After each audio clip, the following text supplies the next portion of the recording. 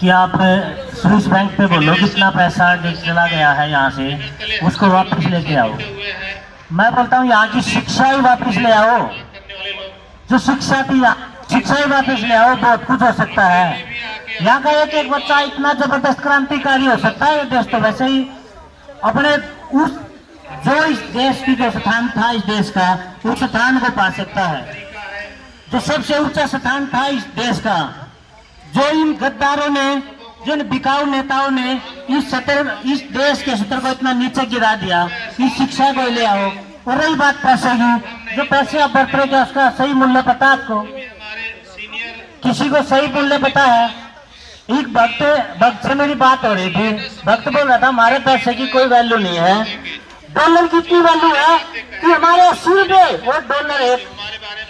मैंने बोला था 1906 का जब एक्ट पढ़ोगे ना, तो ये जो आप कागज का जो नोट ले रहे हैं प्रोमिस कार्ड, ये पैसा नहीं है, ये प्रोमिस कार्ड है जो गवर्नर ने साइन करके आपको एक रसीद दे दी और रसीद को लेके घूम रहे हो आप। कृपया जॉन भाई की बात को यहाँ मौजूद सभी सदस्य सुने, क्योंकि ये आपके जो जेब के अंदर नोट है उसके विषय में आपको जानकारी दे रहे हैं। एक हुंडी आप लेके चल रहे हैं, इस नोट की कितनी वैल्यू है?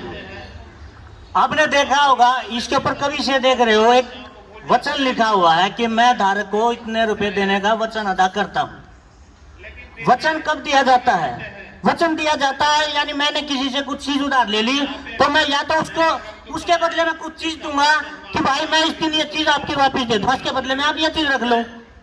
वचन तो यही होता है। लेकिन आपने ये वचन, उन्होंने बैंक वालों ने दे दिया एक गवर्नर का साइन करके कागज के टुकड़े पे कि जिस दिन आप इसको लेके आओगे उस दिन आपको पैसे दे दिए जाएंगे। लेकिन आप कभी पैसे मांगते हो बैंक से?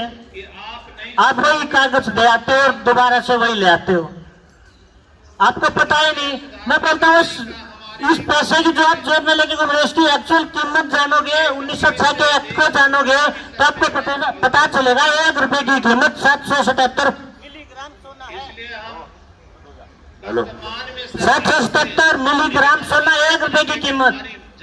तो कहाँ डॉलर की बात कर रहे हो भाई? इस देश का स्थान क्या था? इसकी शिक्षा क्या थी? हर चीज नष्ट किया गया है। ये मैं ज्यादा बोलना नहीं चाहता, क्योंकि बोलने वाले बहुत अनुभवी लोग आए हैं। मैं क्या बोलूं, आप लोगों को क्या बताऊं, यहाँ जितने भी लोग आए हुए हैं न्यू वर्ल्ड ऑर्डर के बारे में सभी लोगों को बहुत कुछ पता है। मैं सिर्फ इतना बोलता हूँ, इस देश को बचाना है और इस षड्यंत्र से पीछे छुड़ाना है, तो वो लोग सामने आए जो मौत से ना डरते हो। शहीद भगत सिंह आजम ने कहा था कि इनकलाबियों को मरना ही होता है। जो मरने के लिए इस रास्ते पर चलने के लिए तैयार है तो इस रास्ते पर है। सिर्फ बातों से यह क्रांति नहीं होगी। कुछ करने के लिए, इस देश को जीवित दोबारा से उठाने के लिए, इन लोगों को दोबारा जीवित जो सोए पड़े हैं, इनको जीवित करने के लिए सोए पड़े हैं, ये सोए तो मुर्दे बराबर हैं। इनको दोबारा से जीवित करने के लिए जो लोग सामने आएंगे उन लोगों को देश सैल्यूट करेगा और याद रखेगा। ऐसे सिर्फ बातों से क्रांति नहीं आएगी, हर चीज त्यागने के लिए आपको आगे आना पड़ेगा। बस इतना ही कहूंगा, किसी भी चीज से ना डरे।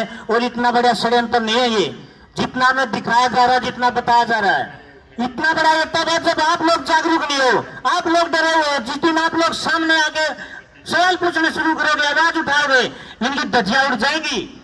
क्योंकि ये लोग जो गद्दी पे बैठे हैं, ये लोग जो अपने आप को मालिक समझते हैं, ये जनता के नौकर हैं। आप मालिक हो, आप अपने आप को मालिक जिस दिन समझना शुरू करोगे, इन नौकरों की हैसियत दिखा देंगे। इनकलाब जिंदाबाद।